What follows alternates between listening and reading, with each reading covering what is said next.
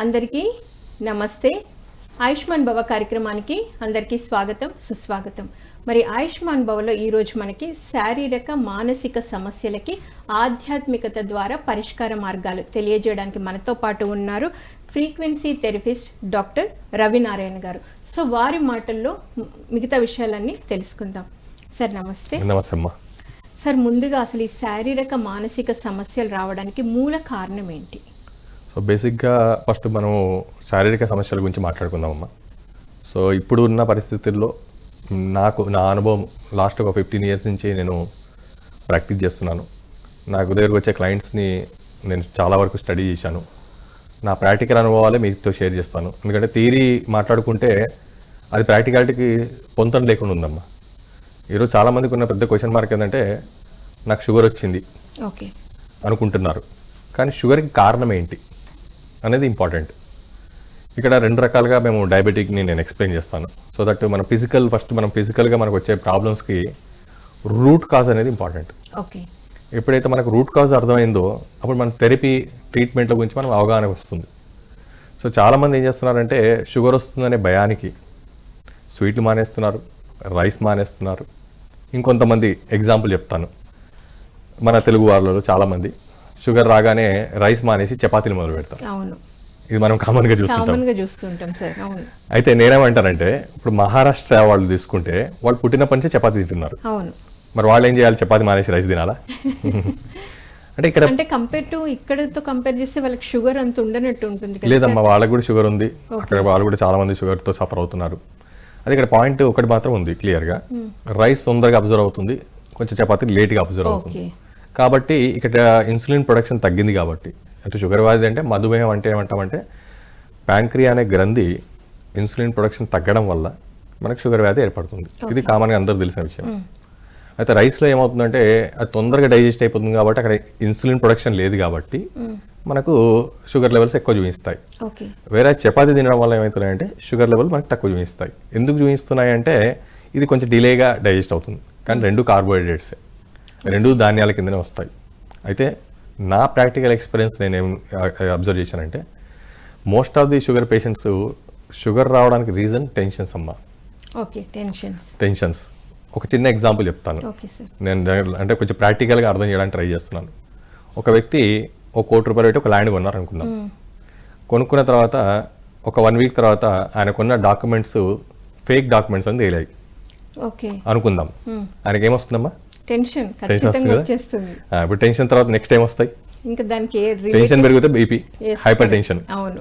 Tension పెరిగితే sugar. ఇప్పుడు సరే ఆయన ఫైట్ చేశాడు, కోర్టుకి వెళ్ళాడు, కచేరీ అయింది, అంతా అయింది. 2 yearsకో 3 yearsకో తేలింది, ఆ డాక్యుమెంట్ నార్మల్ అయిపోయింది, ల్యాండ్ ఓన్ అయిపోయింది. ఫర్ ఎగ్జాంపుల్ ఆయన ₹1 కోటి పెట్టుబడి పెట్టాడు, అది కాస్త 2 crores అయింది అనుకుందాం ఒక 5 yearsలో. అది కూడా డెవలప్ అయింది. మరి షుగర్ ఏమవుతుంది? బీపీ ఏమవుతుంది?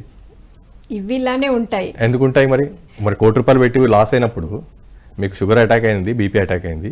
మరి షుగర్ 0, ₹1 కోటి 2 కోట్లు అయినప్పుడు షుగర్ ఏం కావాలి? లెక్క ప్రకారం 0 అయిపోవాలి. వాళ్ళకి సంతోషం వచ్చింది కదా, కానీ అవ్వట్లేదు. అంటే ఇక్కడ మనం అర్థం చేసుకోవాల్సింది ఏంటంటే రూట్ కాజ్ ఏంటి. ఇప్పుడు మీరు అడిగిన పాయింట్కి మనకు షుగర్ కానీ బీపీలు కానీ అటాక్ అయినప్పుడు ఎవరికైనా సరే స్ట్రెస్ టెన్షన్లలో అటాక్ అవుతున్నాయి. రేపు పొద్దున నిజంగా సుఖం వచ్చినా సరే అవి మాత్రం వదిలిపెట్టట్లేదు. ఇవి మనం అందరం అబ్జర్వ్ చేస్తున్నాం ప్రాక్టికల్. ఇల్లే లేదు. ఎగ్జాక్ట్లీ. సో దానికి ఇంకొక రీజన్ ఏం చెప్తానంటే నేను స్ట్రెస్ టెన్షన్ ఇల్లు లేదు. స్ట్రెస్ టెన్షన్ లేకుండా మన లైఫ్ లేదని చెప్తాను. ఇప్పుడు రాబోయే రోజుల్లో ఈ షుగర్లు, థైరాయిడ్లు, బీపీలు ప్రతి ఇంట్లో మనం చూడబోతున్నాం. ఎందుకంటే ప్రతి ఒక్కరికి ఏదో ఒక స్టేజ్లో స్ట్రెస్ టెన్షన్స్ ఎదుర్కోవాల్సిందే. ఇక్కడ మన లైఫ్ స్టైల్ అలా అయిపోయింది, ఇంకా ఆప్షన్ లేదు. అయితే మనం ఏం చేస్తున్నాము? దాని నుంచి బయటపడడానికి, దాన్ని ఫేస్ చేయడానికి మనం ఏం చేస్తున్నామంటే మనం డైట్ ఎత్తుక్కుంటున్నాం, యాక్టివిటీస్ని ఎత్తుకుతున్నాం. స్వీట్లు మానేస్తున్నాము, రైస్ మానేస్తున్నాము, తర్వాత ఏం చేస్తున్నామండి? వాకింగ్ అన్నీ చేస్తున్నాము. కానీ ఒకటి అసలుది చేయట్లేదు. ఏం మానాలి? స్ట్రెస్ టెన్షన్ మానాలి. అప్పుడు మీరు ఇంకొక మాట అనొచ్చు, టెన్షన్ ఉన్న వ్యక్తి, స్ట్రెస్ ఉన్న వ్యక్తి, అయ్యా నేను డబ్బులు పెట్టుకున్నాను, నేను పోగొట్టుకున్నాను, ఆ డబ్బులు వస్తే నాకెందుకు టెన్షన్ అంటారు. ఇక్కడ డబ్బులు పోయినప్పుడు టెన్షన్ వస్తుంది, డబ్బులు వచ్చినప్పుడు టెన్షన్ పోతుంది. కానీ షుగరు, థైరాయిడ్లు, బీపీలు వస్తే మాత్రం పోవు. ఇది మనం క్లియర్గా అర్థం చేసుకోవాలండి. ఎస్ సార్, మీరు కరెక్ట్ పాయింట్ చెప్పారు సార్. నిజంగానే మనము ఉన్నప్పుడు అవి వస్తున్నాయి, మరి హ్యాపీనెస్ వచ్చినప్పుడు ఇది తగ్గాలి కదా, తగ్గడం లేదు. ఎగ్జాక్ట్లీ అమ్మా. ఓకే. సో ఇక్కడ మేము ఏం చెప్తామంటే ఫిజికల్గా మనకు వచ్చే 90% హెల్త్ ఇష్యూస్ అన్నీ కూడా మానసిక ఒత్తిడి వల్లనే వస్తున్నాయి. ఓకే. ఇప్పుడు చిన్న ఎగ్జాంపుల్ చెప్తాను, థైరాయిడ్. ఈరోజు ప్రతి ఇంట్లో మనకి థైరాయిడ్ వచ్చేసింది. అది కూడా దానికి కూడా మేము రీజన్ ఏం చెప్తామంటే స్ట్రెస్సే చెప్తామండి. సో టెక్నికల్గా లోపలికి వెళ్ళి చూస్తే కూడా మన బాడీ యొక్క మెకానిజంలో చూస్తే కూడా థైరాయిడ్ అన్న కానీ TSH లెవెల్స్ పెరుగుతాయి. ఆ TSH ఎందుకు పెరుగుతుందంటే FSH పెరగడం వల్ల. TSH అంటే థైరాయిడ్ స్టిమ్యులేటింగ్ హార్మోన్ అంటాం మేము. FSH అనేసరికి ఫాలిక్యులర్ స్టిమ్యులేటింగ్ హార్మోన్ అంటాం. ఈ FSH పెరగడానికి కారణం ఏమని చూస్తే పిట్యూటరీ గ్లాండ్ అని వస్తుందమ్మా. అంటే బ్రెయిన్లో సెంటర్లో గ్రంథి ఉంటుంది, దాని పేరు పిట్యూటరీ గ్లాండ్ అంటాం. ఆ పిట్యూటరీ గ్లాండ్ ఒత్తిడి గురి అవ్వడం వల్ల స్ట్రెస్ వల్ల పిట్యూటరీ గ్లాండ్ వల్ల FSH పెరగడం, FSH పెరగడం వల్ల TSH పెరగడం, TSH పెరగడం వల్ల థైరాయిడ్ రావడం. ఇప్పుడు నేను అడుగుతా చెప్పండి, థైరాయిడ్ రావడానికి కారణం ఎవరు? అంతే, స్ట్రెస్. అంతే కదమ్మా. అంతే. సో మనం ఏం చేస్తున్నాము, థైరాయిడ్ గురించి ఎతుకుతున్నాం, అసలు ఎందుకు వచ్చిందని. చాలామంది గోబీ మానేస్తున్నారు, క్యాబేజ్ మానేస్తున్నారు, కానీ స్ట్రెస్ మానేయట్లేదు. రీజన్ ఏంటి? స్ట్రెస్ అనుభవిస్తుంది థైరాయిడ్. అట్లా ప్రతి ఫిజికల్ ప్రాబ్లమ్స్ కానీ సైకలాజికల్ ప్రాబ్లమ్స్ కానీ ప్రతిదానికి ఒక రూట్ కాజ్ అనేది ఉందమ్మా. సార్ నిజంగా చక్కగా ఎక్స్ప్లెయిన్ చేశారు సార్. ఐఎమ్ సో హ్యాపీ, ఎందుకంటే ఒక క్లారిటీ వచ్చింది. సో మరి మీరు మామూలుగా అయితే డాక్టర్స్ ఏం చెప్తారు, మెడిసిన్ ఇవన్నీ ఉంటాయి. సో ఆధ్యాత్మికత ద్వారా అంటే పరిష్కారం అంటున్నారు, అంటే ఫ్రీక్వెన్సీ థెరపీ. అసలు ఇది మీకు ఎందుకు మామూలుగా ఒక డాక్టర్ లాగా మీరు వెళ్ళకుండా ఈ సైడ్ వచ్చి మీరు దీన్ని ఎందుకు సెలెక్ట్ చేసుకున్నారు? ఎగ్జాక్ట్లీ, మంచి క్వశ్చన్ అడిగారు. బేసిక్గా మన పూర్వీకులు, ముఖ్యంగా నేను ఈరోజు ఇంప్రెస్ అయ్యి ఈరోజు ఈ ప్లాట్ఫామ్ మీద వచ్చాను అంటే బికాజ్ ఆఫ్ మన పిరమిడ్ మాస్టర్ గారు, సృష్టికర్త, మనందరికీ డైరెక్షన్ ఇచ్చిన వ్యక్తి. నిజంగా చెప్పాలంటే ఒక ఆధ్యాత్మికతకు గురువు అని చెప్పుకోవచ్చు మన పత్రిజీ గారు. సో వారు ఒక సామాన్య ఒక ఎంప్లాయీగా స్టార్ట్ అయ్యి, అంటే చాలామంది ప్రపంచంలో చాలామంది వాళ్ళ జీవితాలు లీడ్ చేస్తున్నారు, కానీ సొసైటీలో ఒక ఆదర్శ పురుషుడిగా సొసైటీని ఒక కాన్సెప్ట్లోకి లీడ్ చేసే విధంగా బయటికి రావడం, ఇది నాకు చాలా మోటివేషన్ అనిపించిందండి. అంటే ఒక సోషల్ రెస్పాన్సిబిలిటీ. ప్రతి ఒక్కరికి ఒక్కొక్క లైఫ్ ఉంటుంది, గోల్స్ ఉంటాయి, అంబిషన్స్ ఉంటాయి. నాకు నా పర్సనల్ గోల్స్ గురించి పనిచేసినా కానీ ఎప్పుడు సోషల్ రెస్పాన్సిబిలిటీ గురించి నేను పనిచేయలేదండి. కానీ వేరే ఎప్పుడైతే నేను పిరమిడ్ సొసైటీతో కనెక్ట్ అయిన తర్వాత పత్రిజీ గారి గురించి తెలుసుకోవడము, వినడము, వారి గురించి పూర్తిగా నాలెడ్జ్ వచ్చిన తర్వాత ఎస్, మన జీవితంలో మనం కూడా ఏదో ఒక సోషల్ కాజ్ గురించి, సోషల్ రెస్పాన్సిబిలిటీ బేస్ చేసుకొని సొసైటీకి హెల్ప్ చేసే విధంగా ఏదో ఒక కాన్సెప్ట్ని మనం ముందుకు తీసుకెళ్ళాలి. సో వారు అద్భుతమైన కాన్సెప్ట్ పిరమిడ్ అనే ఒక కాన్సెప్ట్ని డెవలప్ చేసి ప్రపంచవ్యాప్తంగా ఎంతోమందికి అసలు ధ్యానం అంటే ఏంటి అర్థం, అది నాకు చాలా మోటివేషన్ అనిపించిందండి. ధ్యానానికి అర్థం. నేను ఒకసారి పిరమిడ్ ప్రోగ్రామ్స్ కూడా వెళ్ళడం జరిగిందండి. చాలా సెంటర్స్ కూడా విజిట్ చేశాను. దాంట్లో కొన్ని సెంటర్స్లో నేను పర్సనల్గా కూడా ఎక్స్ప్లెయిన్ చేశాను. అప్పటివరకు నాకు పిరమిడ్ అని కానీ ఈ ధ్యానం అని కానీ నాకు ఏం నాలెడ్జ్ లేదు, అవన్నీ ఏం నాలెడ్జ్. అఫ్ కోర్స్ నేను వెజిటేరియన్, బట్ నాకు నాలెడ్జ్ లేదండి. సో అఫ్ కోర్స్ నేను పూజలు చేస్తాను, I'm a pure vegetarian, but దానికి సంబంధించిన కాన్సెప్ట్ కనెక్ట్ అయింది నాకు పిఎంసితో, పిరమిడ్ వాళ్ళతో.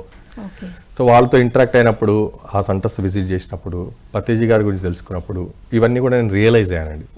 ఇప్పుడు నేను ఏమనుకున్నా అంటే as a social responsibility, as a social cause, let us encourage, let us give a proper direction. ఇంకా చాలా మందికి, ఎంతో మందికి మనం రీచ్ అవ్వాల్సి ఉంది. ఎన్నో కోట్ల మంది కదండి జనాలు. సో ఇప్పుడు రీచ్ అయ్యింది ఒక 1% అంటే రీచ్ అవ్వాల్సిన 99% ఉంది. సో అంతమందికి రీచ్ అవ్వాలంటే డిఫరెంట్ ప్లాట్ఫామ్స్ పైన మనం దీన్ని డిస్కస్ చేయాలి, దీనికి అవగాహన తీసుకురావాలి అనే ఉద్దేశం. అయితే నాకు నచ్చింది ఏంటంటే ముఖ్యంగా వెజిటేరియన్.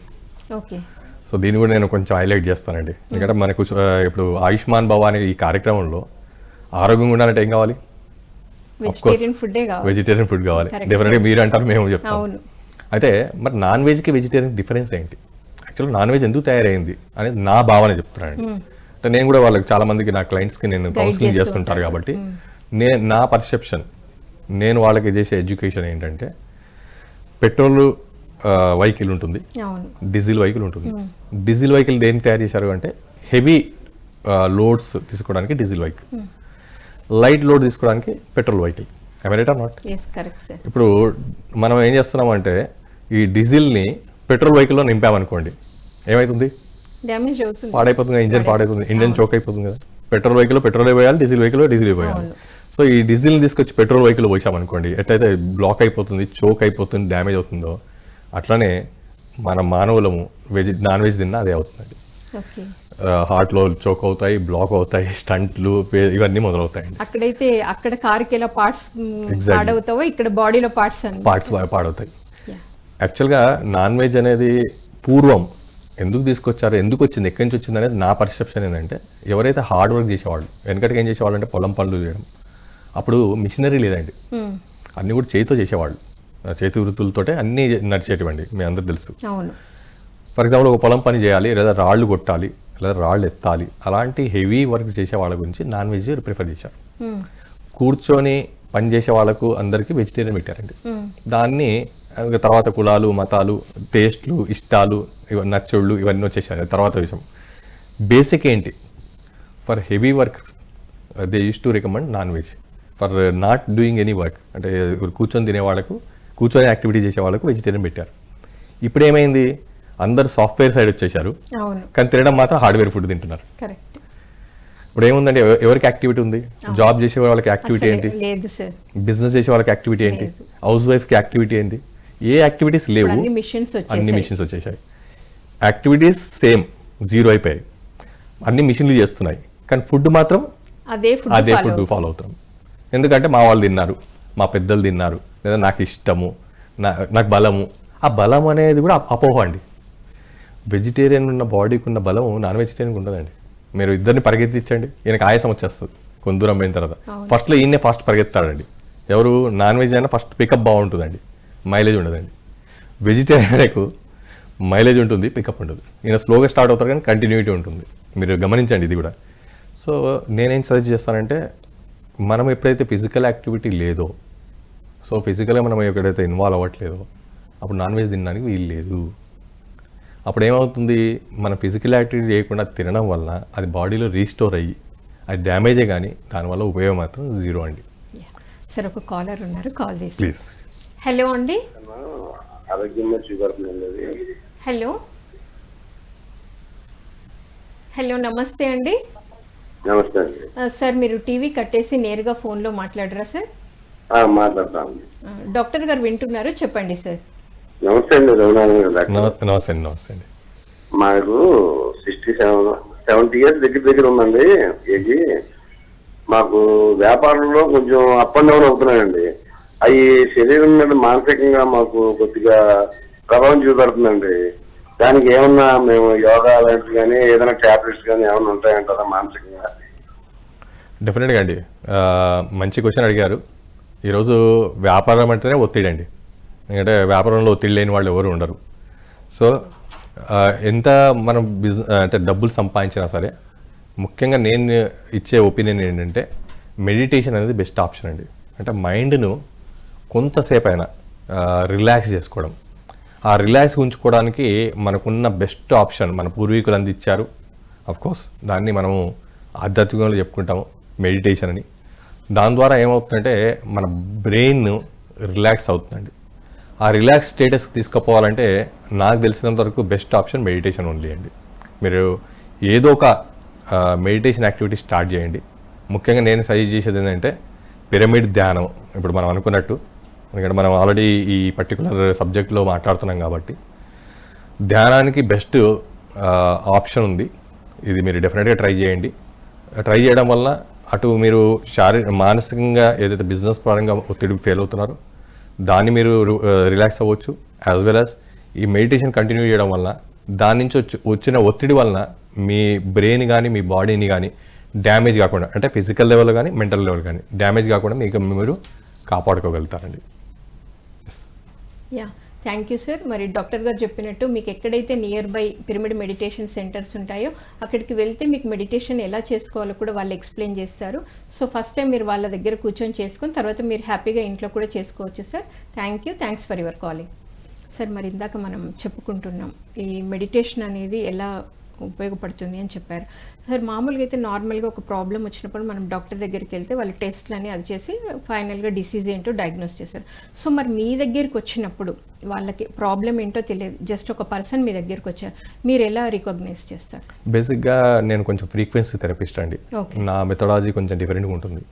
సో ఇది ఒక జర్మన్ టెక్నాలజీ, జర్మన్ సైన్స్ అనమాట. దీంట్లో మేము ఒక డివైస్ని వాడతాం. ఓకే. ఆ డివైస్ ద్వారా మన బాడీ మొత్తం అనలైజ్ అవుతుందండి. దీన్ని డయాగ్నోస్ అనము, అనాలిసిస్ అంటామండి. అనాలిసిస్ అంటారు. డయాగ్నోస్కి అనాలిసిస్ కొంచెం డిఫరెన్స్ ఉంది. ఓకే. డయాగ్నోస్లో ఏమవుతుందంటే డైరెక్ట్గా బాడీ పార్ట్స్ని మనం డయాగ్నోస్ చేస్తున్నాం. ఓకే. అనాలిసిస్ అంటే ఇక్కడ 3 లేయర్లలో ఉంటుందండి. ఆ వర్డ్ మేము ఎందుకు వాడామంటే అనాలిసిస్ అనేది 3 లేయర్స్లో.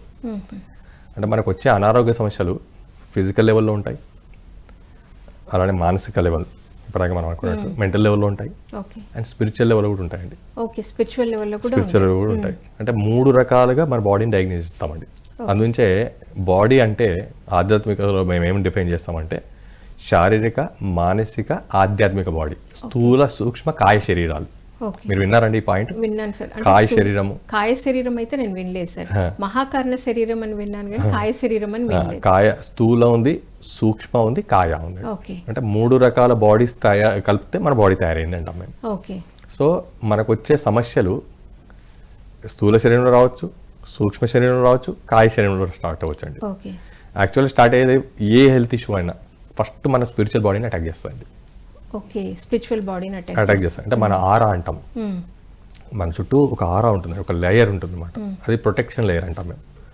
ఫస్ట్ మన ఆరా డిస్టర్బ్ అవుతుందండి. అంటే ఒక చిన్న ఎగ్జాంపుల్ చెప్పాలంటే మన ఆరాకు ఒక చిన్న హోల్ పడినట్టు, కుండకు చిన్న హోల్ పడినట్టు. అది మనం రెక్టిఫై చేయలేదనుకోండి, అది కొంచెం డీప్గా వెళ్ళిపోయి నెక్స్ట్ మన ఎనర్జీ బాడీని డిప్ చేస్తుందండి. ఫస్ట్ స్పిరిచువల్ బాడీని డ్యామేజ్ చేసింది, ఆ తర్వాత ఇంకొంచెం లోపల పోయి ఎనర్జీ బాడీని డ్యామేజ్ చేస్తుందండి. అప్పుడు కూడా మనం రెక్టిఫై చేయలేదనుకోండి ఫిజికల్ బాడీకి వస్తుందండి. అప్పుడు కూడా రెక్టిఫై చేయలేదనుకోండి సఫరింగ్ స్టార్ట్ అవుతుంది. అయితే మనం అందరం ఇప్పటివరకు ఏం చేస్తున్నామంటే ఏ అనారోగ్య సమస్య వచ్చినా సరే ఫిజికల్ బాడీ లెవెల్లో స్టార్ట్ చేసుకుంటున్నాం. ఫిజికల్ బాడీలో అపేర్ అయితే మనం ఏమనుకుంటామంటే స్టార్ట్ అయింది అంటాం. సార్ మీరు ఇందాక చెప్తున్నారు 3 బాడీస్ మీద ఎఫెక్ట్ ఉంటుంది, ఫైనల్గా వచ్చేసి ఈ మన ఫిజికల్ బాడీ మీద అని, అప్పుడు సమస్య స్టార్ట్ అవుతుంది అన్నారు. సో అలా సమస్యతో మీ దగ్గరికి వచ్చినప్పుడు మీరు ఒక డివైస్ పెట్టి అనాలిసిస్ చేస్తా అన్నారు. సో దాని తర్వాత ట్రీట్మెంట్ ఏ విధంగా జరుగుతుంది? అంటే ట్రీట్మెంట్ మాట్లాడుకునే కదా నేను అనాలిసిస్ గురించి కొంచెం అవగాహన పెంచుతాను. Okay sir. ఎందుకంటే ఎందుకు అనేది అర్థం కావాలి. ఎందుకంటే ఫస్ట్ మనం రూట్ కాజ్ మాట్లాడుకోవాలి, తర్వాత మనం అనాలిసిస్ మాట్లాడుకోవాలి, ఆ తర్వాత ఫేజ్లో మనం ట్రీట్మెంట్ మాట్లాడుకోవాలి. Okay sir. సో నేనేమనుకుంటున్నా అంటే ఇప్పటివరకు మనం అందరం ఏం చేస్తున్నామంటే ఒక షుగరో థైరాయిడో మనకు ఎప్పుడు వస్తుంది, జనరల్గా మనకున్నందరికీ ఉన్న అవగాహన ఏంటంటే అసలు మనం రొటీన్గా టెస్ట్కి వెళ్ళాం. అంటే ఇది ప్రాక్టికల్ మాట్లాడుకున్నాం. ఎవ్వరు కూడా రెగ్యులర్ టెస్ట్కి వెళ్ళరు. అదే మీరు వెస్ట్రన్ కంట్రీస్లో, డెవలప్డ్ కంట్రీస్లో చూడండి, వాళ్ళు ప్రతి ఇయర్ హోల్ బాడీ స్కానింగ్ చేసుకుంటారు, అనాలిసిస్ చేసుకుంటారు డిఫరెంట్ మోడ్స్లో. కానీ మన భారతదేశంలో ముఖ్యంగా ఈవెన్ డబ్బులు ఉన్నా సరే, డబ్బు లేకున్నా పర్వాలేదు, ఎడ్యుకేటెడ్ అయినా అన్ఎడ్యుకేటెడ్ అయినా సరే, మనకు సమస్య వస్తేనే డాక్టర్, సమస్య వస్తేనే diagnose. I mean it or not? Yes sir, correct. అంతేనా? అసలు నేను అడుగుతానంటే సమస్య వచ్చిన తర్వాత వెళ్ళాలా, సమస్య రాకముందు వెళ్ళాలా? ఇది ఫస్ట్ మనకు అవగాహన ఉండాలి. ఎప్పుడు వెళ్ళాలండి? మీరు చెప్పిన దాని ప్రకారం అయితే రాకముందే వెళ్ళాలి. Prevention is better than cure. Okay. రోగం వచ్చిన తర్వాత, డ్యామేజ్ అయిన తర్వాత మనం వెళ్ళి ట్రీట్మెంట్ తీసుకున్నా సరే, ఎంత మంచి డాక్టర్ అయినా, ఎంత బెస్ట్ హాస్పిటల్ అయినా, ఎంత బెస్ట్ టెక్నాలజీ అయినా సరే మనం సఫర్ అవ్వాల్సిందే. ఫస్ట్ అయితే సఫరింగ్ స్టార్ట్ అయినట్టే కదా. ట్రీట్మెంట్ రిజల్ట్ అవన్నీ తర్వాత మాట్లాడుకుందాం. అయితే మనందరిలో ఉండాల్సిన అవగాహన, ముఖ్యంగా నేను ఈ ప్లాట్ఫామ్ మీద అందరికీ నేను ఎడ్యుకేట్ చేయదలుచుకుంది ఏంటంటే, అయ్యా రోగం వచ్చిన తర్వాత కాదు, రోగం రాకముందు మిమ్మల్ని మీరు కాపాడుకోవాలి. దానికి మేము ఏమని చెప్తామంటే prevention is better than cure అంటాం. సో దానికి ముఖ్యంగా మనం చేయాల్సిన మొదటి పాయింట్ ఏంటంటే, మన బాడీ అనేది ఒక యాంత్రికమైన పరికరం అనుకుందాం. ఇది ఒక 20-30 సంవత్సరాల నుంచి రెగ్యులర్గా పనిచేస్తుంది అనుకుందాం. ఫర్ ఎగ్జాంపుల్ ఒక కార్నే తీసుకుందాం ఎగ్జాంపుల్గా. ఒక కొత్త కారు కొనుక్కున్నామండి. కొనుక్కున్న తర్వాత మనం దాన్ని రెగ్యులర్గా మనము రన్నింగ్లో పెట్టాము. టైర్లు అరిగిపోవా? అరిగిపోతాయి కదండి. మరి బాడీలో ఆ టైర్లు అరగవా అండి? బాడీలో పార్ట్స్ కూడా అరుగుతున్నాయి కదా. మరి అవి మారుస్తున్నారు, ఇవి మార్చే ఛాన్స్ ఉందా? లేదు. అప్పుడు మనం ఏం చేయాలి? జాగ్రత్తగా అంటే డ్యామేజ్ కాకుండా మనం చూసుకోవాలి. నేనైతే ఒకటే చెప్పగలుగుతానండి, ప్రపంచంలో విలువైన వస్తువు ఏదైనా ఉంటే అది మనిషి అంటానండి, అది మనము అంటాను. మనల్ని మించిన వస్తువు ఇంకా ప్రపంచంలో ఇంకా లేదని చెప్తాను. BMW కానీ, బెంజ్ కార్లు కానివ్వండి, 1000 కోట్ల మేడలు కానివ్వండి, లక్షల కోట్ల బంగారం కానివ్వండి, అన్నిటిని ఒక దగ్గర పెడదాము. మనిషి అనే మనల్ని ఒక దగ్గర పెడదాం. ఇవన్నీ మనిషిని సంపాదించగలుగుతాయా? సంపాదించలేవు. కానీ ఈ ఒక్క మనిషి ఇవన్నిటిని సంపాదించగలుగుతాడు. సో ఎవరికి ఎక్కువ విలువ ఉందండి? మనిషికే. కానీ బ్యాడ్ లక్ ఏంటంటే మన ఇండియాలో ముఖ్యంగా సైకాలజీ ఏంటంటే ఎవరికి వాళ్ళు నా స్టీల్ బాడీ, నాకేం కంప్లైంట్ లేదు, నాకెందుకండి అని. ఇంకా ముఖ్యంగా చెప్పాలంటే నా దగ్గరికి భార్యాభర్తలు ఇద్దరు అనాలిసిస్కి వస్తారండి. భార్యకి ఏదో ప్రాబ్లం ఉంది, భర్త తెలుసుకొస్తాడు. ఇప్పుడు ఇవాళనే ఒక ఎగ్జాంపుల్ చెప్తాను. ఇవాళ ఒక కేసు వచ్చింది, వైఫ్ అండ్ హస్బెండ్. ఆ వైఫ్కి యూటరస్లో ఫైబ్రాయిడ్ ఉంది, లాస్ట్ 3-4 months నుంచి ట్రీట్మెంట్ ఉంది. She's happy, she got relief also. ఇప్పుడు పాయింట్ ఏంటంటే ఈ హస్బెండ్ ఇన్నిసార్లు నా దగ్గరికి వస్తున్నాడు, కానీ ఏ ఒక్క రోజు ఆయన చూపించుకుంటాడు. ఈ రోజు వచ్చి సడన్గా చూపించుకున్నాడు. ఎందుకు చూపించుకున్నాడంటే ఆయన ఒకటే చెప్తున్నాడు, ఆయనకు చెస్ట్ పెయిన్ లాగా వచ్చిందంట, చెక్ చేస్తే పోతే వాల్ బ్లాక్ అయిందని చెప్పారంట. ఇప్పుడు స్టంట్ వేయాలన్నారు, భయపడి నా ఆయనకు వచ్చారు, ఇంకేమైనా ఆల్టర్నేటివ్ ఆప్షన్ ఉందా అని. మరి నేను అడిగిన స్ట్రైట్ అవే క్వశ్చన్ అడిగాను, అయ్యా నువ్వు గత 3-4 months నుంచి వస్తున్నావు కదా, మరి నువ్వు కూడా ఫస్ట్ అనలైజ్ చేసుకోవచ్చు కదా అంటే, నాకు ఏం లేకుండే సార్, నాకు ఏం లేకుండే కాబట్టి నేను చేయించుకోలేదు సార్. అంటే ఏమైనా ఉండాలా చేయించుకోవడానికి? నేను అడిగే క్వశ్చన్ ఏమైనా ఉండాలా? అది కాదండి. యాక్చువల్ నా ఒపీనియన్ ఏంటంటే ఇప్పుడున్న పరిస్థితుల్లో మొన్నటివరకు నేను చెప్పేవాడిని, 60 years పైబడ్డ వాళ్ళందరూ కంపల్సరీగా ఇయర్లీ అనాలిసిస్ చేసుకోమని చెప్పేవాడిని ఒక 10 years బ్యాక్. కానీ ఈ రోజు నేను ఏం చెప్తున్నానంటే 30 years దాటగానే స్టార్ట్ చేసేయని చెప్తున్నాను. ఎందుకంటే మొన్నటి వరకు డిసీజెస్ అని 60+ వచ్చేవండి. ఇప్పుడు ఎంత ఏజ్లో వస్తున్నాయండి? యంగ్ ఏజ్లో వస్తున్నాయి కదండి. సో 30+కే స్టార్ట్ అయిపోతున్నారండి. సో 30 years దాటిన ప్రతి ఒక్కరూ మీరు కంపల్సరీగా total body analysis or diagnose, total health checkup అనేది చేయించుకోవాల్సిందేనండి. డిజీజ్ ఉన్నా లేకున్నా, హెల్త్ సమస్యలు వచ్చినా రాకున్నా. ఎందుకంటే రాబోతునే ముందే తెలుసుకోగలిగితే, ఇది చాలా ఇంపార్టెంట్ పాయింట్ అండి. రాబోతుంది ముందే తెలుసుకోగలిగితే. చాలామంది షుగర్ వచ్చిన వాళ్ళని అడగండి, అయ్యో ముందే తెలిస్తే ఎంత బాగుండండి, నేను ఏదో ప్రివెంట్ చేసుకునేవాడిని లేదా ఏదో చేసుకునేవాడిని అంటారు. కానీ ముందే తెలుసుకోగలిగి మనం క్లియర్ చేసుకోగలిగితే అంతకన్నా మించిన లైఫ్ ఏముందండి, అంతకన్నా మించిన ఆరోగ్యం ఏముంది? సో ఆరోగ్యం అంటే సఫర్ అవ్వడం కాదండి, ఆరోగ్యం అంటే సఫర్లెస్గా ఉండడం. సో అందుంచి నేను అందరికి రికమెండ్ చేసేది అంటే ఎవ్రీబడి అనలైజ్ హోల్ బాడీ. అయితే మనకున్న ఆప్షన్, నా దగ్గర ఉన్న ఆప్షన్ ఏంటంటే ఫ్రీక్వెన్సీ థెరపీలో అటు ఇప్పుడంగా నేను చెప్పినట్టు స్థూల శరీరాన్ని, సూక్ష్మ శరీరాన్ని, కాయ శరీరాన్ని మూడింటిని అనలైజ్ చేసే ఆప్షన్ ఉందండి. అంటే ఒక డిసీజ్ రాకముందే మనం కనుక్కునే అవకాశం ఉంది అనాలిసిస్ చేసి. ఎట్లా అని మీరు అడగొచ్చు. ఒక చిన్న ఎగ్జాంపుల్తో మళ్ళీ దీన్ని చెప్తానండి మీకు అందరికి కనెక్ట్ అవ్వడానికి. ఫర్ ఎగ్జాంపుల్ ఒక వ్యక్తి సడన్గా కళ్ళు తిరిగి కింద పడిపోయాడు అనుకుందాం. ఆయనకి అప్పటివరకు ఏమి హెల్త్ ఇష్యూస్ లేవు, రోడ్డు మీద వెళ్తున్నాడు, సడన్గా కొలాప్స్ అయ్యాడు. హాస్పిటల్ తీసుకెళ్లారు, రొటీన్లో అన్ని టెస్టులు చేశారు, చూస్తే షుగరు 350-400 వచ్చింది అనుకుందాం. ఇప్పుడు ఈ కింద పడిపోయిన వ్యక్తికి షుగర్ ఎప్పుడు వచ్చినట్టు? నిన్న వచ్చినట్ట, ఇవాళ వచ్చినట్ట? అసలు ఎప్పటి నుండో ఉంది, బయటికి రాలేదు. ఈయన ఎప్పుడు చూపించుకోలేదు. చాలా మంది ఏమంటారు తెలుసా, చూపించుకోరు, నాకు షుగర్ వచ్చింది నాకు తెలియదు అంటారు. నాకే నవ్వు వస్తుంది, నీకు తెలియాలంటే నీకు చెప్పి రావాలా? నేను వచ్చి అయ్యా నేను షుగర్ని, నీకు వస్తాను రేపు అని చెప్తుందా? అంటే కొంతమంది కొంచెం ఏమైనా సిమ్టమ్స్ కనిపిస్తే వెళ్తారు సార్, అది కూడా లేకపోతే ఆరామ్సే ఉంటారు. కానీ సిమ్టమ్స్ వచ్చినా కూడా వెళ్ళని వాళ్ళు చాలా మంది ఉన్నారండి. ఎంత వర్స్ట్ సిమ్టమ్స్ వచ్చినా ఏదో తోసుకుంటూ నడిచి కింద పడేంత వరకు కూడా ఉన్నారు. అలా పడి హాస్పిటల్కి వెళ్ళి అప్పుడు షుగర్ కన్ఫర్మ్ అయింది అనుకుందాం. కన్ఫర్మ్ అయితే ఇప్పుడు బ్లడ్లో ఒక 300-400 వచ్చింది అనుకోండి. నేను రాత్రి స్వీట్ తింటానో, ఒక 10 రోజుల క్రితం నుంచి స్వీట్లు తింటానో, ఏదో 10 రోజుల నుంచి టెన్షన్ పడతానో రాదండి. ఇది ఓవర్ ఏ పీరియడ్ వస్తుంది. ఓవర్ ఏ పీరియడ్ అని ఎట్లా చెప్పగలుగుతానంటే, నేను ఫర్ ఎగ్జాంపుల్ ఏ వ్యక్తికైనా షుగరో, థైరాయిడో, కొలెస్ట్రాల్ బ్లడ్లో వచ్చిందంటే అక్కడి నుంచి 3 to 5 years బ్యాకే వాళ్ళకి స్టార్ట్ అయినట్టు. ఎట్లా అంటే ఫస్ట్ మన బాడీలో ఏమవుతుందంటే అండి, ఇప్పుడు నేను చెప్పాను కదా, నేను స్థూల సూక్ష్మ కాయ శరీరాలు అని చెప్పాను. So first spiritual body damage అవుతుంది, తర్వాత ఎనర్జీ బాడీ డ్యామేజ్ అయింది, తర్వాత ఫిజికల్ బాడీలో వచ్చింది. ఈ ఫిజికల్ బాడీలోకి రావడానికి కూడా టైం పడుతుందండి. ఆ టైం ఏంటంటే ఇక్కడ నుంచి కనెక్ట్ చేస్తాను మీకు. ఫస్ట్ మన బాడీలో ఏమవుతాయంటే సెల్స్ డ్యామేజ్ అవుతాయండి. ఓకే. సెల్స్ డ్యామేజ్ అయిన తర్వాత టిష్యూ డ్యామేజ్ అవుతుందండి. టిష్యూ డ్యామేజ్ అయిన తర్వాత ఆర్గాన్ డ్యామేజ్ అవుతుంది. ఆర్గాన్ డ్యామేజ్ అయిన తర్వాత ఇన్సులిన్ ప్రొడక్షన్ తగ్గుతుంది. లేదా థైరాయిడ్ అయితే థైరాక్సిన్ అనే హార్మోన్ తగ్గుతుంది. ఆ ఇన్సులిన్ ప్రొడక్షన్ తగ్గిన తర్వాత అప్పుడు బ్లడ్లో మనకు షుగర్ ఏర్పడుతుంది. అంటే అర్థమైంది, ఏ రోజైతే బ్లడ్లో వచ్చిందో ఆ రోజు మనం ఏమనుకుంటాం అంటే బిగిన్ అయింది అనుకుంటున్నాం. యాక్చువల్గా బయట నుంచి చూస్తే బిగినింగ్ అయినట్టే, కానీ లోపల నుంచి చూస్తే ఎండ్ అయినట్టండి. ఆల్రెడీ ప్యాంక్రియాస్ డ్యామేజ్ అయినట్టు, అవునా కదా? అంటే లోపల సెల్స్ డ్యామేజ్ అయ్యాయి, టిష్యూ డ్యామేజ్ అయింది, ఆర్గాన్ డ్యామేజ్ అయింది, మళ్ళీ ప్రొడక్షన్ తగ్గింది, అప్పుడు బ్లడ్లోకి వచ్చింది. మరి ఇన్ని రోజులు నువ్వు ఏం చేస్తున్నావు అంటే ఇంకా రాలే కదండి. కానీ కంపల్సరీగా సిమ్టమ్ మాత్రం స్టార్ట్ అవుతాయండి. ఫర్ ఎగ్జాంపుల్ షుగర్కి సిమ్టమ్స్ నేను చెప్తాను కొన్ని, ఎందుకంటే అవగాహన రావాలి. మన బాడీ ఎవ్వరికి డైరెక్ట్గా అటాక్ చేయదండి. బాడీ సెల్ఫ్ గవర్నింగ్ ఉందండి. ఎంతో పెద్ద ఇండస్ట్రీ మన భగవంతుడు ఇంత వండర్ఫుల్ ఇండస్ట్రీని తయారు చేసి ఇచ్చాడంటే ఈ నేచరు.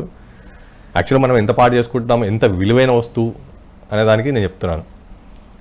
ఇప్పుడు ఈ సెల్ డ్యామేజ్ అయ్యి టిష్యూ డ్యామేజ్ అయ్యి ఈ లెవెల్లో మన బాడీ సిమ్టమ్స్ చూపిస్తుంటుందండి. ఫ్రీక్వెంట్ యూరినేషన్, ముఖ్యంగా షుగర్ పేషెంట్స్కి వచ్చేదంటే రాత్రులు యూరిన్కి లేవడం నెంబర్ ఆఫ్ టైమ్స్, ఈ పెదములు ఈ గొంతు తడి పారిపోవడం, పొడి బారినట్టు అవుతుంది. తర్వాత ఫుడ్ లేట్ అయితే గాబరా అయిపోవడం, అన్నం తిన్న తర్వాత నీరసం నిద్రపోవాలనిపించడం, ఇవన్నీ సిమ్టమ్స్ స్టార్ట్ అయిపోతాయండి. కానీ మీకు బ్లడ్లో దొరకదు. దొరకదు అంటే రాబోతుంది అనమాట. ఇవన్నీ సిమ్టమ్ చూపిస్తుంది. బాడీ ఏమవుతుంది, సెల్ఫ్ గవర్నింగ్ లో దాన్ని అడ్జస్ట్ చేసుకుంటుంది. సో ఇట్లా మన బాడీ లోపల ఏ షుగర్ కానీ థైరాయిడ్ కానీ ఏ హెల్త్ ఇష్యూస్ అయినా సరే ఓవర్ నైట్ రావు, ఎక్సెప్ట్ యాక్సిడెంట్లో యాక్సిడెంట్ అంటారు కదండి. కానీ ఏవి కూడా ఈ షుగర్లు, థైరాయిడ్లు, పక్షవాతాలు, హార్ట్ అటాక్లు ఏవి యాక్సిడెంట్ కావు. మనం కొని తెచ్చుకుంటున్నాము. ప్రాపర్గా డయాగ్నోస్ చేయించుకోక ఫస్ట్ మనం అనాలైసిస్కి వెళ్ళాలండి. నేను అందరికి రికమెండ్ చేసేది ఏంటంటే మీకు వ్యాధి వచ్చేంత వరకు ఎదురు చూడకండి. సార్ మరి నాకు ఇక్కడ ఒక doubt, as a pyramid master, మీరు మెడిటేటర్, మరి మన 18 ఆదర్శ సూత్రాల్లో నో డాక్టర్ నో మెడిసిన్ అంటారు. సో మీరు కంపల్సరీ ముందే వెళ్ళాలి అంటున్నారు, మరి దీన్ని ఎలా తీసుకోవాలి? మంచి క్వశ్చన్ అడిగానండి. నో డాక్టర్ నో మెడికేషన్, యాక్చువల్గా వర్డ్ చాలా మంచి వర్డ్ అండ్ పవర్ఫుల్ వర్డ్. అంటే పత్రిజీ గారు నో డాక్టర్ నో మెడిసిన్ అనే వర్డ్ వాడారు అంటే నా భావన, నా పర్సెప్షన్ ఏమనుకుంటానంటే మనం డాక్టర్ దగ్గరికి వెళ్ళే పరిస్థితి తెచ్చుకోకుండా కాపాడుకోవడం, మందులు లేని లైఫ్ని లీడ్ చేయడం. అంతేగాని డాక్టర్లు తప్పు, మెడిసిన్స్ తప్పు అని అనుకోలేదండి నేను. ఎందుకంటే ఎమర్జెన్సీకి డాక్టర్ మెడిసిన్. ఫర్ ఎగ్జాంపుల్ ఎవరికైనా యాక్సిడెంట్ అయింది, రక్తం బ్లీడ్ అవుతుంది, హాస్పిటల్కి వెళ్ళి కుట్లు వేయించుకోవాలి కదండి, తప్పదు. సో ఇక్కడ ప్రివెన్షన్ గురించి చెప్పారండి ఆ మాట. నా పర్సెప్షన్ ప్రివెన్షన్ అంటే నో డాక్టర్ నో మెడిసిన్ అంటే మనము డాక్టర్ దగ్గరికి వెళ్ళే రోజులు రాకూడదు, మందులు వాడే లైఫ్ను మనం లీడ్ చేయకూడదు అనేది ఇక్కడ నా కాన్సెప్ట్ అండి. Yes, exactly, that is true also. మన బాడీని మనం కరెక్ట్గా మెయింటైన్ చేసుకోగలిగితే ఫిజికల్ లెవెల్లో, మెంటల్ లెవెల్లో, స్పిరిచువల్ లెవెల్లో, అసలు డాక్టర్ ఎందుకు ఉంది అంటే చక్కటి శాకాహారం తీసుకుంటూ ఏ విధమైన టెన్షన్స్ లేకుండా లైఫ్లో ఏదైనా యాక్సెప్ట్ చేస్తూ కూల్గా ఉంటే డెఫినెట్గా అండి. ఏది అవసరం, దానికి ప్రూఫ్ కూడా ఉందండి. ప్రూఫ్ కూడా నేను ఇస్తాను. ఆ ప్రూఫ్ ఏంటో తెలుసా అండి? ఈరోజు మనకు గమనించండి మీరే, పూర్వం ఒక 300 సంవత్సరాల క్రితమో 500 సంవత్సరాల క్రితమో వెళ్దామండి, ఎన్ని హాస్పిటల్స్ ఉన్నాయి అప్పుడు? అసలు ఉన్నాయో లేదో, ఎంతమంది డాక్టర్లు ఉన్నారు? బ్రిటిషర్స్ వచ్చిన తర్వాత మనకు అన్ని ఒక్కొక్క సైన్స్ మొదలైంది. హోమియోపతి వచ్చింది, అలోపతి వచ్చింది, మన ఆయుర్వేద ఉంది, రకరకాల థెరపీస్ ఉన్నాయి, మన ఆకుపంక్చర్ వచ్చింది, తర్వాత యోగా థెరపీ వచ్చింది, అన్ని థెరపీలు ఉన్నాయండి. కానీ నేనేమంటానంటే 500 years బ్యాక్ ఇవన్నీ ఎక్కడ ఉన్నాయి? అప్పుడు ఓన్లీ ఇంట్లో ఉన్న వాటితోనే హోమ్ రెమెడీస్. ఎగ్జాక్ట్లీ. మన బామ్మలు, మామ్మలు, తాతమ్మలు వాళ్ళు డాక్టర్లు, వాళ్ళు ఇచ్చే హోమ్ రెమెడీస్ థెరపీ, అక్కడతోటే క్లోజ్. ఇంకా బయటికి వెళ్ళే ఆప్షన్స్ లేవు అక్కడ. ఈ రోజు మనకేమైంది పరిస్థితి, ఆ రోజు పరిస్థితికి ఈ రోజు పరిస్థితికి ఏమైంది చూస్తే, ఇప్పుడు గల్లీకి ఒక హాస్పిటల్, గల్లీకి ఒక డాక్టర్. సో ఎంతమంది మనం డిసీజెస్ కూడా ఎన్ని ఉన్నాయో కౌంట్లెస్. అప్పుడు ఏమున్నాయి? ఫ్యూ, అంతే. అప్పుడు నాకు తెలిసినంత వరకు ఏ మలేరియానో, ప్లేగో, కలరాతో సఫర్ అయ్యేవాళ్ళు, ఆ ఒక్కదానికి మెడిసిన్కి వెళ్ళేవాళ్ళు. ఇప్పుడు ప్రతిదానికి మెడిసిన్, ప్రతిదానికి ట్రీట్మెంట్లు, ప్రతి దానికి మనకి సఫరింగ్స్. అండ్ మీరు అన్నట్టు ఎన్ని నెంబర్ ఆఫ్ సఫరింగ్స్. కరెక్ట్. కొన్ని రోగాలకు పేర్లు పెట్టాల్సి వస్తుంది. అవును, అసలు పేర్లు నోరు కూడా పలకడానికి రావట్లేదు. ఇప్పుడు మెడ నొప్పి పోయి స్పాండిలైటిస్, ఇట్లా అప్గ్రేడ్ అయిపోతున్నాం మనం, డిసీజ్ లో అప్గ్రేడ్ అవుతున్నాం. కానీ ఇవన్నిటికీ బేసిక్గా ఎక్కడ వస్తుందంటే మన అందరం చెప్పుకోవాల్సిందేనండి, మన లైఫ్ స్టైల్, మన అలవాట్లు. మనం కొలెస్ట్రాల్ ఎవరికి రాదండి, కొలెస్ట్రాల్ మనం తెచ్చుకున్నాం. చాలా మందికి ఏమంటారంటే కొలెస్ట్రాల్ వచ్చింది అంటాడు, వచ్చింది కాదు నువ్వు తెచ్చుకున్నావు అంటారండి. సార్ చాలా మంది మధ్య డాక్టర్స్ చెప్పే ప్రతి ఒక్క డాక్టర్ నేను ఇంటర్వ్యూ చేస్తున్నది వాళ్ళందరూ లైఫ్ స్టైల్ గురించి చెప్తున్నారు. లైఫ్ స్టైల్, జీవన విధానం సరిగ్గా లేకపోవడం వల్లే ఇవన్నీ. సో మీ దాంట్లో మీరు ఏం చెప్తారు ఈ లైఫ్ స్టైల్ గురించి? లైఫ్ స్టైల్లో ఖచ్చితంగా అమ్మా ఇది మాత్రం మనము అంటే ఏ థెరపీ చేసుకున్నా సరే, ఇప్పుడు నా ఫ్రీక్వెన్సీ థెరపీ చేసిన, హోమియోపతి, ఇంకా ఎన్ని థెరపీలు ఎంతమంది డాక్టర్లు కలిసినా సరే మీరు అడిగినట్టు 100% కరెక్ట్. మన లైఫ్ స్టైల్ మార్చుకోవాల్సింది. అది మార్చుకోకుండా ఎంత వర్స్ట్ ఎంత బెస్ట్ అంటే ఈ లైఫ్ స్టైల్ మారకుండా ఎంత బెస్ట్, ఎంత ప్రపంచంలో టాప్ డాక్టర్తో ట్రీట్మెంట్ చేసుకున్నా ఉపయోగం లేదు. ఎగ్జాంపుల్, ఒక వ్యక్తి సిగరెట్ తాగుతున్నాడు అనుకుందాం, స్మోక్ చేస్తున్నాడు రెగ్యులర్గా, ఆయనకు లంగ్స్ పాడయ్యాయి, వరల్డ్ బెస్ట్ పల్మనాలజిస్ట్తో ట్రీట్మెంట్ చేయించుకుంటున్నాడు, ఎప్పటికన్నా స్మోకింగ్ మాత్రం మానేయట్లేదు అనుకుందాం కొద్దిసేపు. ఈ ఒక్క కండిషన్ మనం అర్థం చేసుకున్నాం, స్మోకింగ్ కంటిన్యూ చేస్తున్నారు, టాప్ డాక్టర్తో ట్రీట్మెంట్ చేయించుకుంటున్నారు, ఎప్పటికైనా క్యూర్ అవుతాడా? లేదు సార్. ఎవరు గెలుస్తారు? స్మోకింగే గెలుస్తుంది. టాప్ డాక్టర్ ఓడిపోవాల్సిందే, లంగ్స్ ఓడిపోవాల్సిందే, ఈయన ఓడిపోవాల్సిందే, కానీ స్మోకింగ్ మాత్రం గెలుస్తుంది. అంటే ఇప్పుడు నేను లైఫ్ స్టైల్ అని ఎందుకు మాట్లాడానంటే, నువ్వు స్మోకింగ్ మానేయకుండా ప్రపంచంలో ఎంత బెస్ట్ ట్రీట్మెంట్ తీసుకున్నా సరే ఫైనల్గా అది డ్యామేజే కానీ క్యూర్ మాత్రం అవ్వదు. సో ఇక్కడ ఎవరిని మార్చాలి? మన లైఫ్ స్టైల్ మార్చాలి, మన అలవాట్లు మార్చుకోవాలి.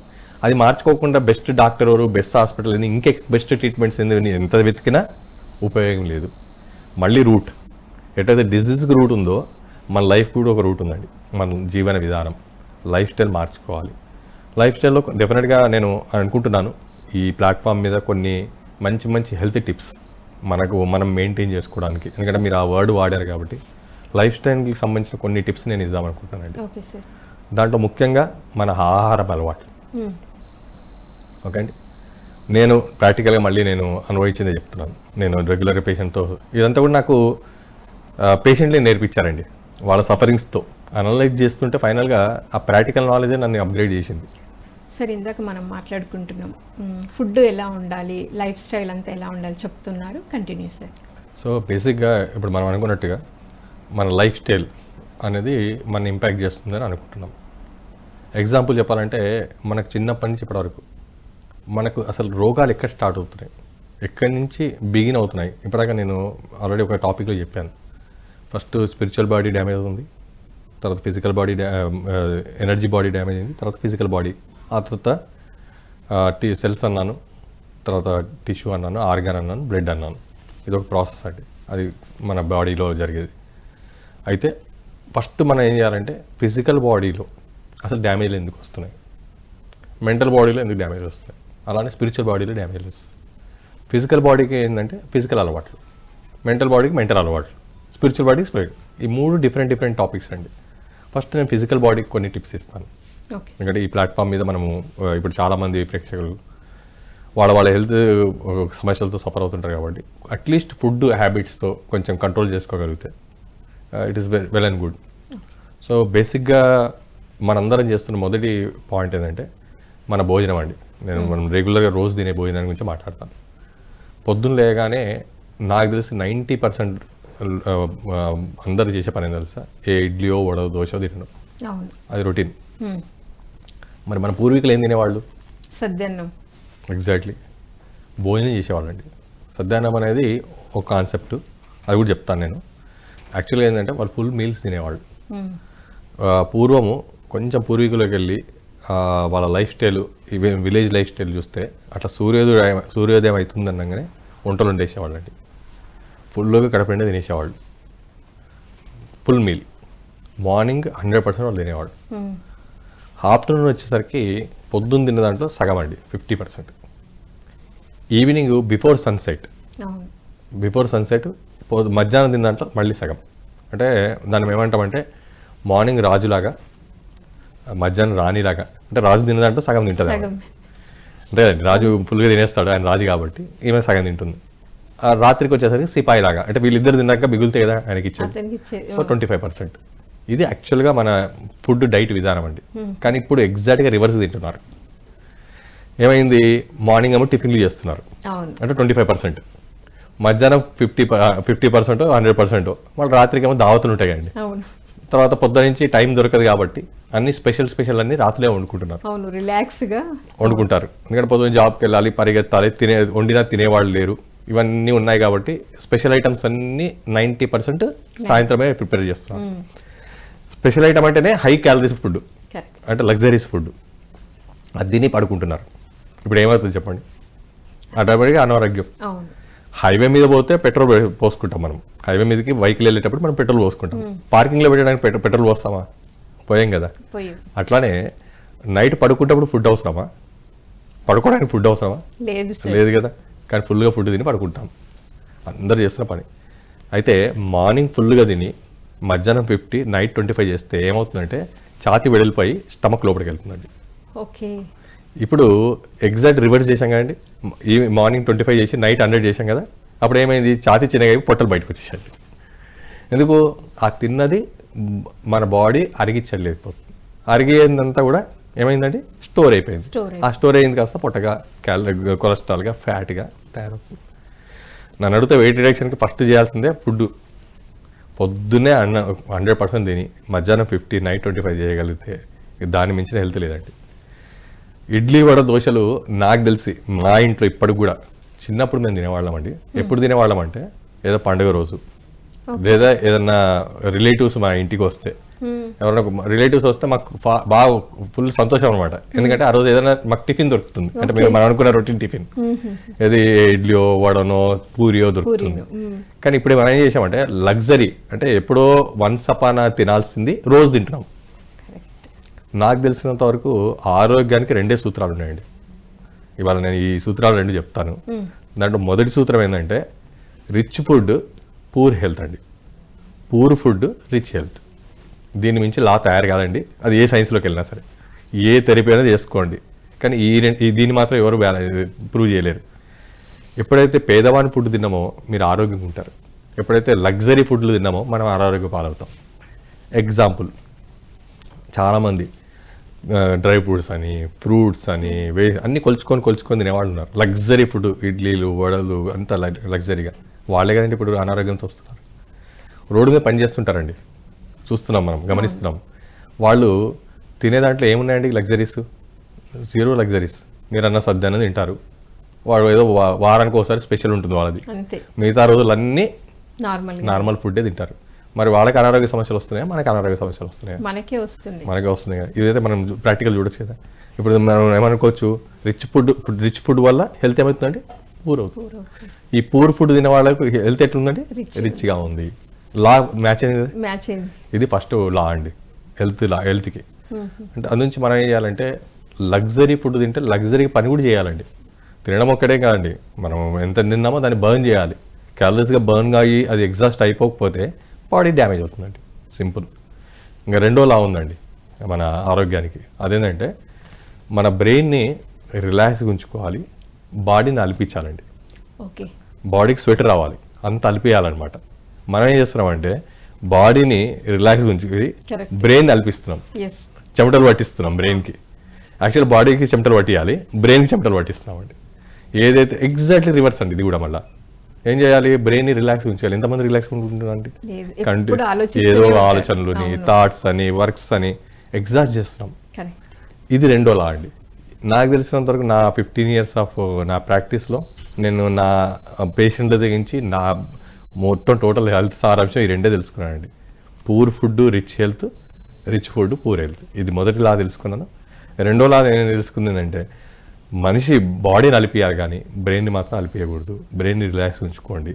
ఈ 2 చేయగలిగితే, ఈ 2 లాస్ ఫాలో అవ్వగలిగితే మీరు ఏమైనా థెరపీలు చేసుకోకండి, ఏది చేయండి, మీరు ఆరోగ్యంగా ఉండడానికి 100% అవకాశాలు ఉన్నాయి. సార్ మరి నిజంగా ఇంకా మనకి కాన్సెప్ట్ అయితే ఉంది, సబ్జెక్ట్ అయితే ఉంది, కానీ టైము అయిపోయింది కాబట్టి సో మీరు ఖచ్చితంగా మళ్ళీ పిఎంసీకి వచ్చి చక్కగా మీ ఫ్రీక్వెన్సీ థెరపీ అంటే ఏంటి, ఇంకా అసలు ట్రీట్మెంట్ విధానం ఎలా ఉంటుంది, మీ దగ్గరికి వచ్చినప్పుడు మీరు ఇంకా ఎలా వాళ్ళకి కౌన్సిలింగ్ చేస్తారు మొదలైన విషయాలని నెక్స్ట్ ఎపిసోడ్లో తప్పకుండా తెలుసుకుందాం సార్. కానీ ఎంతో అద్భుతంగా ఎంతో చక్కగా మరి ఆధ్యాత్మికత ద్వారా మనకు మెడిసిన్ అనేది లేకుండా మెడిటేషన్ చేస్తూ ఎలా తగ్గించుకోవచ్చు అనేది చక్కగా తెలియజేస్తున్నారు సార్. ముఖ్యంగా ఫుడ్ హ్యాబిట్స్ కూడా ఎలా మార్చుకోవాలి అని. Thank you sir. Thank you very much. Thank you అండి. ఈరోజు ఆయుష్మాన్ భవ కార్యక్రమంలో ఎంతో అద్భుతంగా ఫ్రీక్వెన్సీ ట్రీట్మెంట్ అంటే ఏంటో తెలుసుకున్నాము. రేపు ఆయుష్మాన్ భవ కార్యక్రమంలో మరొక డాక్టర్తో మళ్ళీ కలుద్దాం. Thank you.